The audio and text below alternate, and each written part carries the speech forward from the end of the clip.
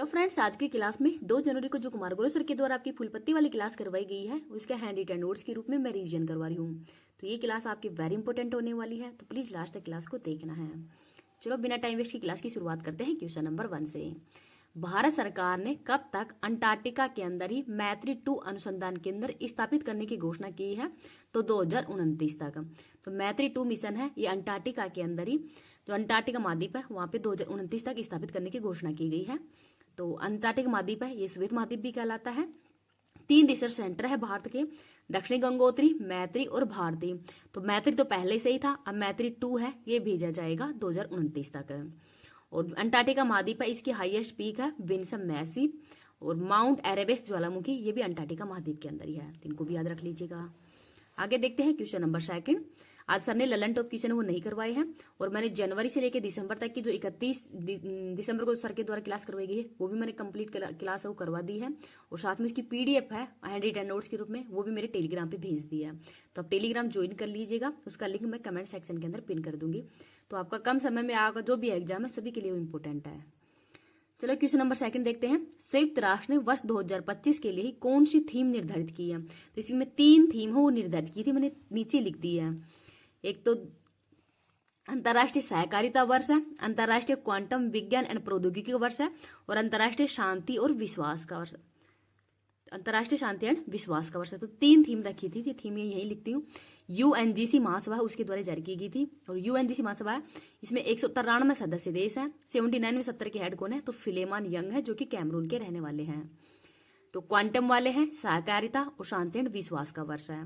तो क्वांटम वाला है, ये प्रस्ताव घाना देश के द्वारा दिया गया था। 100 वर्ष पहले हाइजेनबर्ग ने ही क्वांटम अनुसंधान इसकी नींव रखी गई थी। सहकारिता, तो वैश्विक सहकारिता सम्मेलन ही नई दिल्ली के अंदर हुआ था। तो जो सहकारिता सम्मेलन है ये कहाँ पे हुआ इस बार? तो नई दिल्ली के अंदर हुआ था।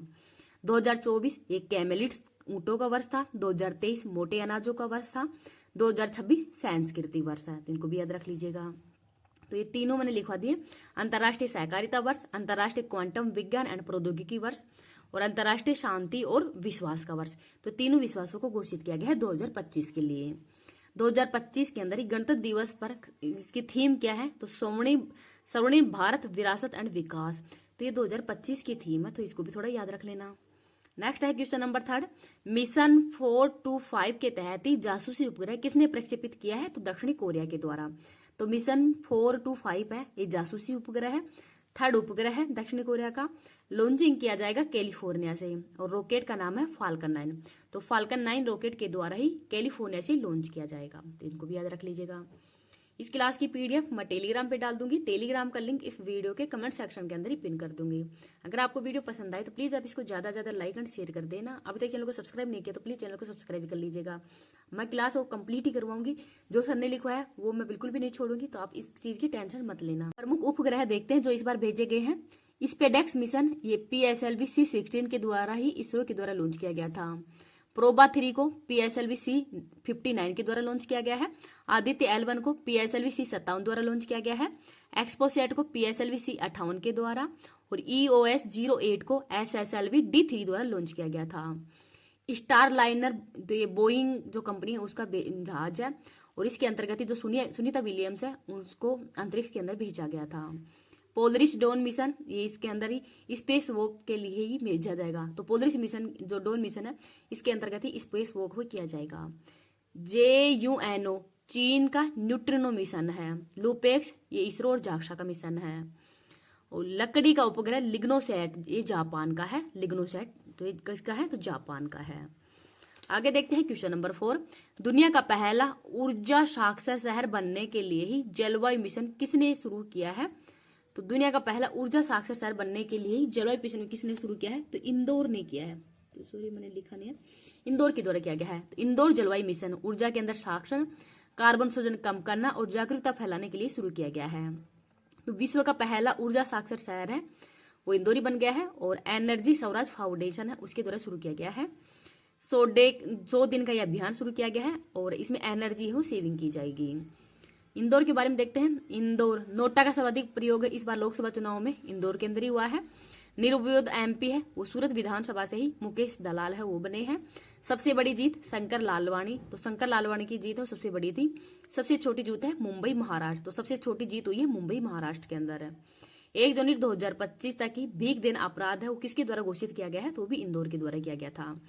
और 2023 की स्वच्छ रिपोर्ट के अंदर ही सबसे स्वच्छ शहर कौन सा है, तो भी इंदौर ही है। आगे है क्वेश्चन नंबर 5, ECTA आर्थिक समझौते का संबंध किससे है, तो भारत और ऑस्ट्रेलिया से है। तो ECTA इसकी फुल फॉर्म है आर्थिक सहयोग और व्यापार समझौता।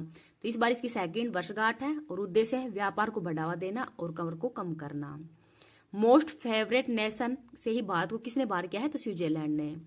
गेट क्या है, तो journal agreement trade and tariff है। WTO की स्थापना 1 जनवरी 1995 को की गई है। नागोजी ओंकाजेविला इसकी हेड है और वर्तमान में हेडक्वार्टर कहाँ पे है, जिनेवा के अंदर। टोटल सदस्य देश है 164। ऑस्ट्रेलिया के अंदर ही ग्रेट बैरियर रीफ और ग्रेट डिवाइडिंग रेंज ये ऑस्ट्रेलिया के अंदर ही है। माउंट कोशियंस को ये यहाँ की सबसे ऊंची चोटी है। मरुस्थल है गिब्सन और सिप्सन, ये मरुस्थल कहाँ पे है, ये ऑस्ट्रेलिया के अंदर ही है। ग्रेट ऑस्ट्रेलियन ये मरुस्थल भी है कहाँ पे है, ऑस्ट्रेलिया के अंदर ही है। और ऑस्ट्रेलिया में घास के मैदान को डाउन्स कहते हैं और चक्रवात को विली विलीज कहते हैं, तो इनको भी याद रख लीजिएगा। नेक्स्ट देखते हैं क्वेश्चन नंबर 6, एक राष्ट्र एक सदस्यता योजना का संबंध किससे है, तो इनफ्लीबनेट से, तो इनफ्लीबेंट से ही है और यह है सूचना एंड पुस्तकालय नेटवर्क। तो केंद्र सरकार के द्वारा 1 जनवरी 2025 से ही शोध पत्र के अंदर डिजिटल शैक्षणिक व सामग्री है उनके अंदर एक्सेस कर दिया जाएगा एक राष्ट्र एक सदस्यता योजना के अंतर्गत। ये योजना 3 वर्ष के लिए होगी और 6000 करोड़ रुपए का इसमें निवेश किया जाएगा। UGC महिलाओं की विज्ञान में जागरूकता के लिए शेरनी ऐप लॉन्च किया गया है। 1 नेशन 1 इलेक्शन, तो बिल नंबर 129वां है और समिति रामनाथ कोविंद। 1 नेशन 1 टैक्स, तो एक GST है और 101वां संविधान संशोधन हुआ है, लागू है 1 जुलाई 2017 को।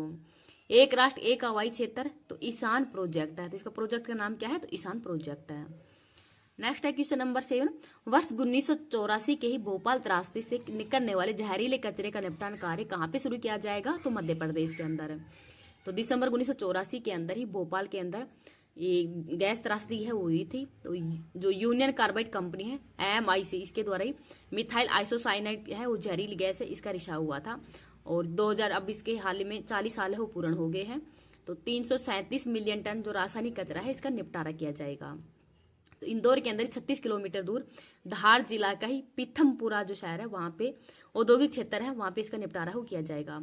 लेकिन सुप्रीम कोर्ट ने कहा है कि जो लीक प्रूफ कंटेनर है उसके अंदर ही GPS के माध्यम से ही इसको कचरे को पहुंचाया जाए और फिर इसको नष्ट किया जाए।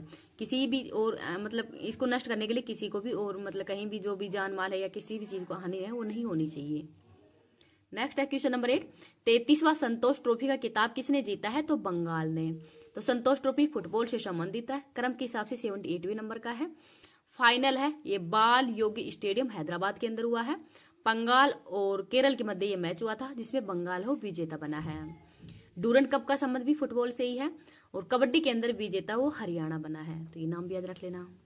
नेक्स्ट है question number 9, DBS bank India का CEO किसको नियुक्त किया गया है, तो रजत वर्मा को। तो 1 मार्च 2025 से ही इनका कार्यकाल हो शुरू हो जाएगा। मानव अधिकार आयोग के हेड कौन है, तो V रामा सुब्रमण्यम है। CRPF के कार्यवाहक अध्यक्ष कौन है, तो वितुल कुमार है। महिला आयोग की हेड विजया रहाटकर है। एयरफोर्स के हेड है अमरप्रीत सिंह। आर्मी के हेड है उपेंद्र द्विवेदी। नेवी के हेड है दिनेश त्रिपाठी। वर्तमान में CAG कौन है, संजय मूर्ति है। और 51वें मुख्य न्यायाधीश कौन है, तो संजीव खन्ना है।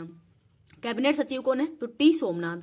तो T सोमनाथ ही वर्तमान में कैबिनेट सचिव हैं, तो इनका नाम भी याद रख लेना। आगे देखते हैं क्वेश्चन नंबर 10, मातृ मृत्यु दर को कम करने के लिए ही सृजन मोबाइल ऐप किसने लॉन्च किया है, तो पंजाब सरकार ने। तो पंजाब के वर्तमान में CM कौन है, तो भगवंत मान जी हैं, वो वहां के CM हैं वर्तमान में और इनके द्वारा ही सृजन मोबाइल ऐप को लॉन्च किया गया है। मिशन निश्चय ऐप है, ये भी नक्शा मुक्ति के लिए पंजाब सरकार ने ही लॉन्च किया गया था, तो ये भी याद रख लेना। नेक्स्ट है संज्ञान ऐप, ये RPF के द्वारा लॉन्च किया गया है। सी विजिल ऐप और सुविधा ऐप है, ये चुनाव आयोग है उसके द्वारा लॉन्च किया गया था। प्रभा ऐप RBI ने लॉन्च किया है।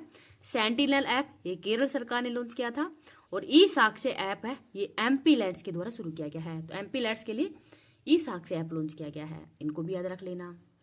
अब आज की क्लास है वो सर ने इतनी ही करवाई थी, मैंने कंप्लीट रिवीजन करवा दी है, एक भी पॉइंट मैंने छोड़ा नहीं है। और अब बस इतना जितना मैंने करवा सका है करवा दिया है। तो प्लीज़ आपसे इतना ही हम्बल रिक्वेस्ट है, मैं फ्री ऑफ कॉस्ट है इसकी PDF भी डालती हूँ, साथ में क्लास का रिवीजन भी करवाती हूँ।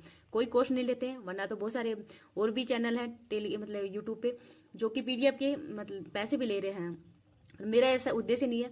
अगर PDF बना रही हूँ, खैर टाइम तो लगता ही है, पर मेरा इतना ही मोटिव है कि बस थोड़ा सा चैनल को सब्सक्राइब कर दो, जिससे कि थोड़ा ऐसे लगे कि हाँ मैं जो काम कर रही हूँ आपको फ्री ऑफ कॉस्ट, वो थोड़ा मेरे को अच्छा फील हो, बस उसके लिए ही कर रही हूँ। वरना मेरे को भी पढ़ाई भी करनी है, साथ में ससुराल है, शादीशुदा हूँ तो वहाँ का काम भी संभालना पड़ता है, बच्चा भी है उसको भी संभालना पड़ रहा है, खुद की स्टडी को भी टाइम देना पड़ता है। और ये क्लास तो मेरे को बस ऐसे हो कि मैं खुद क्लास लिख रही हूँ, तो वो क्लास लिख के आपके पास में भी PDF के रूप में भी सेंड कर दूँ और साथ में उसका रिविजन भी करा दूँ। अगर किसी के पास टाइम नहीं है इतनी देर कि आप डेली आधा घंटे मतलब 1.5 घंटे की क्लास लो, तो कम समय के अंदर रिविजन करने के लिए ये क्लास है, वो लेके आ रही हूँ। तो प्लीज़ बस यही रिक्वेस्ट है कि आप थोड़ा सा इसको लाइक शेयर कर दिया करो, चैनल को अच्छे अच्छे कमेंट करना, जिससे कि मेरे को भी थोड़ा अच्छा फील हो।